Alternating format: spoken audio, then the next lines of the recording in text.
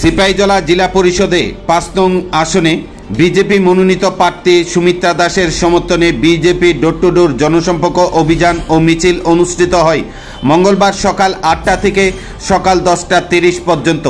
জানা যায় আগামী ৮ আগস্ট তিস্তর পঞ্চায়েত নির্বাচন। সে পঞ্চায়েত নির্বাচনে সিপাহীজলা জিলা পরিষদের ৫ নং আসনে মনোনীত প্রার্থী সুমিত্রা দাস আজ অর্থাৎ মঙ্গলবার সকাল ৮টা থেকে সুমিত্রা দাসের সমর্থনে বিশালগড় চন্দ্রনগর গ্রাম পঞ্চায়েতের অন্তর্গত সমস্ত ওয়ার্ডে ডোর টু ডোর জনসম্পর্ক অভিযান ও মিছিল অনুষ্ঠিত হয়।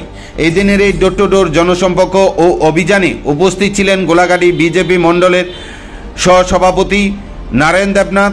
উপস্থিত ছিলেন চন্দ্রনগর এলাকার বিজেপি মহিলা মোর্চার নেতৃত্ব এবং যুব মোর্চার নেতৃত্বরা।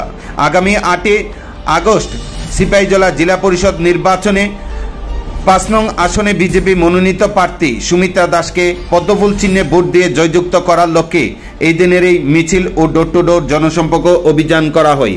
এদিনের এই ডোর টু ডোর জনসম্পর্ক অভিযানে বিজেপি কর্মী সমর্থকদের উপস্থিতি ছিল লক্ষণীয়।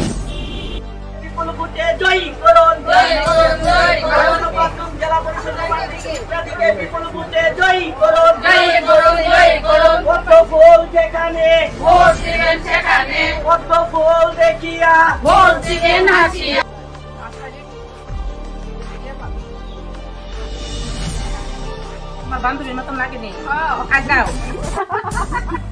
আমরা তো যা দুবই